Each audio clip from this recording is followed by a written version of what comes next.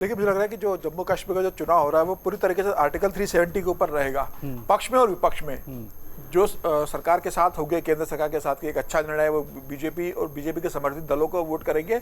और जिन्हें लगता है कि ये नहीं होना चाहिए था, वो कांग्रेस, नेशनल कॉन्फ्रेंस या पीडीपी जो केंद्र सरकार के खिलाफ चुनाव लड़ेगी, उसके पक्ष में वोटिंग करेंगे। तो एक बड़ा मुद्दा वहां पर रहने वाला है। लेकिन जिस तरीके से परिसीमन हुआ है जम्मू कश्मीर में सीटों का, कि 43 सीटें हो गई है, 43 सीटें बढ़कर जम्मू में हो गई और 47 सीटें जो कश्मीर में हुई है, ये मिला के 90 सीटें हुई है। और इसके अलावा जिस तरीके से 5 सीटों के लिए नॉमिनेट कर दिया गया कि 5 गवर्नर द्वारा वहां नॉमिनेट होंगे, तो मुझे लग रहा है कि इस तरीके से अगर देखा जाएगा तो भारतीय जनता पार्टी के लिए एक राहत की खबर है कि जम्मू में सीटें बढ़ जाना 6, जो पहले 37 से अब 43 सीटें हो गई है।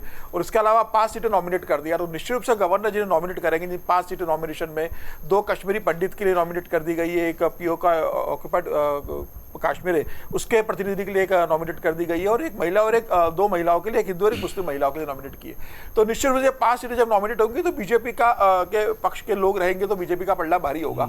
भारतीय जनता पार्टी इस बात को मान के चल रही है कि जम्मू में भारतीय जनता पार्टी को इस बार बहुत अच्छा समर्थन मिलने वाला है 43 सीटों में। पार्टी की कोशिश है कि मैक्सिमम सीटें वहां से जीती जाए। और दूसरा, भारतीय जनता पार्टी की कोशिश है कि दक्षिण कश्मीर के अंदर ऐसे लोगों से गठबंधन किया जाए जो नेशनल कॉन्फ्रेंस और पीडीपी और कांग्रेस गठबंधन के खिलाफ चुनाव लड़े, फिर चाहे वो निर्दलीय हो चाहे छोटे दल हो, और जो भारतीय जनता पार्टी की विचारधारा से जुड़े हुए हो। भारतीय जनता पार्टी के साथ समर्थन करेगी। और भारतीय जनता पार्टी की सबसे पहली कोशिश ये होगी कि जम्मू कश्मीर में ऐसी स्थिति उत्पन्न हो जाए कि बिना भारतीय जनता पार्टी के समर्थन के सरकार को बनाने की स्थिति में ना आए। मतलब बिना भारतीय जनता पार्टी के वहां सरकार न बन सके, ऐसी सीटें भारतीय जनता पार्टी के वहां पर आ जाए।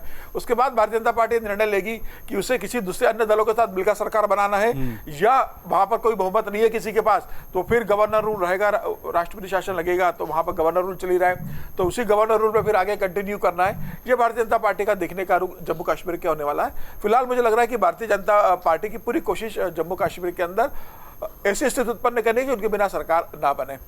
रही हरियाणा की बात, तो हरियाणा का जो चुनाव रहा था अभी लोकसभा का, दोनों को 5-5 सीटें मिली है। और जिस तरीके से भारतीय जनता पार्टी का 12-13% वोट बैंक कम हो गया और कांग्रेस का 15% वोट बैंक बढ़ गया है, तो निश्चित रूप से कांग्रेस वहां पर एक मजबूत स्थिति के अंदर नजर आ रही है। कांग्रेस के साथ सबसे बड़ा सपोर्ट जाट वोट बैंक का है।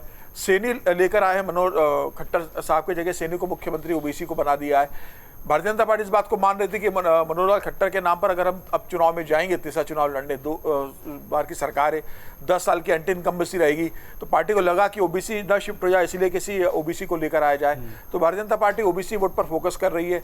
जननायक जनता पार्टी मुझे लग रहा है जो 2019 में एक बड़ा खिलाड़ी बनकर 10 सीटें जीतकर आई थी, जिसके कारण कोई भी सरकार नहीं बना पाया था, फिर भारतीय जनता पार्टी के साथ जेजेपी ने गठबंधन किया था। मुझे लग रहा है जो लोकसभा का परिणाम आया है और जिस तरीके से जाटों में जेजेपी को लेकर नाराजगी है, कि किसान आंदोलन को लेकर जिस तरह दुष्यंत चौटाला ने मौन धारण कर लिया था, कि जिस तरीके से महिला पहलवानों को लेकर मामला रहा, तो जाटों का वोट इस बार मुझे लगता है एक बड़ा वोट बैंक जो है, भले किरण चौधरी को भारतीय जनता पार्टी राज्यसभा में जाओ, वह कांग्रेस के पक्ष में जाने वाला होगा। इसके अलावा ओबीसी कितना वोट भारतीय जनता पार्टी से कांग्रेस अपने पास ले पाती है, ये देखने वाली बात होगी। मुझे लग रहा है बहुत तगड़ी फाइट होने वाली है और पल्ला कहीं भी झुक सकता है। दोनों के बीच बहुत तगड़ी फाइट होगी हरियाणा के अंदर। अगर आप ये वीडियो YouTube पर देख रहे हैं तो हमारे चैनल को सब्सक्राइब करें और बेल आइकन को दबाना ना भूलें। अगर आप Facebook पर ये वीडियो देख रहे हैं तो हमारे पेज को लाइक करें।